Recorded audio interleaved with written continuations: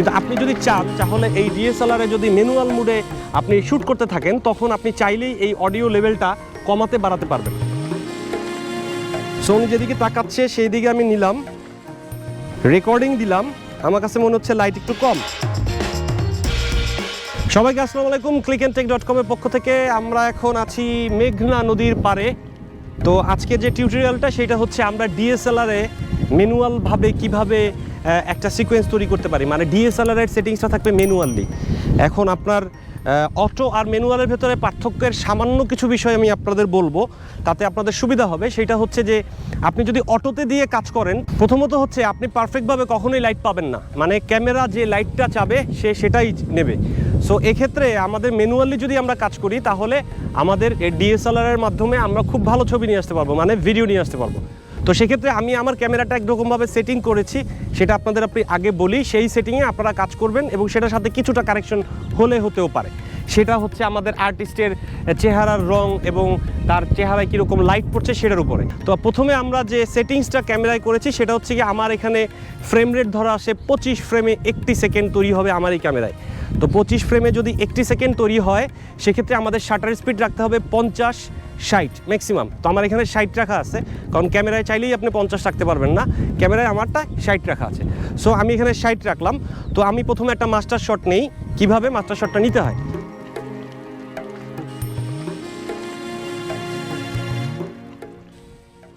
ওনারা দুজন আলাপ করছেন, এটার আমরা একটা মাস্টার শট নিচ্ছি। আপনি একটু রিফ্লেক্টরটা নিয়ে সামনে যাবেন এবং ওনার চেহারায় মারবেন। হ্যাঁ, এটা ওনার চেহারায় মারেন, আপনি খেয়াল করে মারেন। হ্যাঁ, আর আপনি একটু পিছনে আসেন, একটু পিছনে আসেন, আপনি একটু পিছনে আসেন।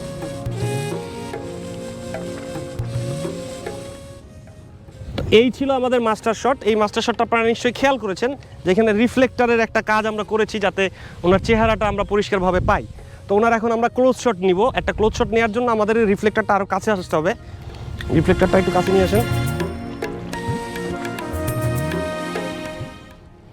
তো এই ক্ষেত্রে ওনার আপনি এদিকে তাকাবেন। হ্যাঁ, এদিকে তাকাবেন। আপনারা যখনই কোনো স্টোরি করবেন অবশ্যই লুকরুম খেয়াল করবেন, উনি তাকাচ্ছে কোন দিকে। উনি যদি এখন এপাশে ওনার গেস্ট দাঁড়িয়ে আছেন, মানে যার সাথে কথা বলছে সে দাঁড়িয়ে আছে, ওদিকে না তাকিয়ে উনি যদি ওদিকে তাকায় তাহলে কিন্তু ওই জিনিসটা মিলবে না, সিকোয়েন্সটা হবে না। এই জন্যই মূলত আপনাকে ওনার তাকানোর জায়গাটা দেখতে হবে যে উনি কোন দিকে তাকাচ্ছে। সো উনি যেদিকে তাকাচ্ছে সেই দিকে আমি নিলাম, রেকর্ডিং দিলাম, আমার কাছে মনে হচ্ছে লাইট একটু কম।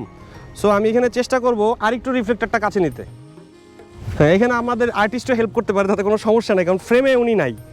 সো এই আমরা রিফ্লেক্টরের মাধ্যমে কিছুটা তাকে ব্রাইট করে নিয়ে আসছি এবং সেই ফ্রেমটা আপনি দেখতে পাচ্ছেন। আপনি একটু কথা বলেন ভাইয়া।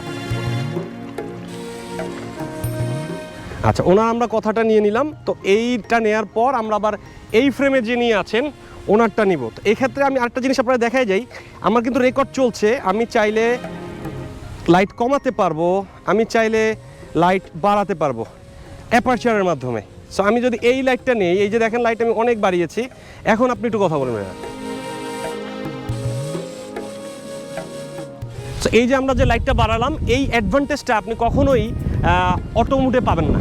তো সে তার নিজের মতো করে একটা লাইট দিবে, সেটাই আপনাকে নিতে হবে। সো আমরা এখন আবার এই পাশের লাইটটা নেই, মানে এই পাশের ফ্রেমটা নেই বা শটটা নেই।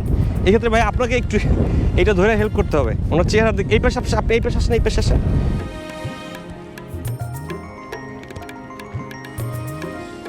এখানে ওনার লাইটটা মোটামুটি পারফেক্টই আছে, কথা বলেন।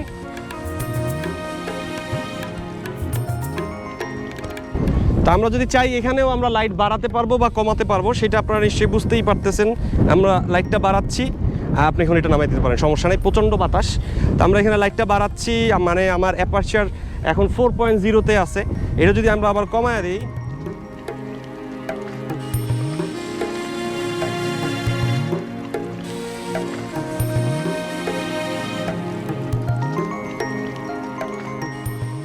তো এইভাবে আমরা ম্যানুয়ালি রেকর্ডিংটা করতে পারি। এক্ষেত্রে আমাদের আরেকটা বড় অ্যাডভান্টেজ হবে, সেটা হচ্ছে অডিওতে।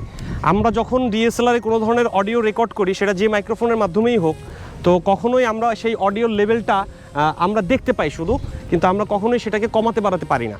কিন্তু আপনি যদি চান তাহলে এই ডিএসএলআরে যদি ম্যানুয়াল মোডে আপনি শ্যুট করতে থাকেন তখন আপনি চাইলেই এই অডিও লেভেলটা কমাতে বাড়াতে পারবেন। এক্ষেত্রে ছোট্ট একটা টিপস থাকবে, যেখানে প্রচুর নয়েজ থাকে সেক্ষেত্রে আপনি যদি মাইক্রোফোন এক্সটার্নাল ইউজ করেন, মানে এইখানের মাইক্রোফোনটা বাদে, বিল্ট ইন মাইক্রোফোনটা বাদে যদি কোনো মাইক্রোফোন আপনি ব্যবহার করেন, সেক্ষেত্রে আপনি ওই অডিওটা কমায় নেবেন, মানে যতখানি কম নেওয়া যায় আপনার মাইক্রোফোনের অডিও।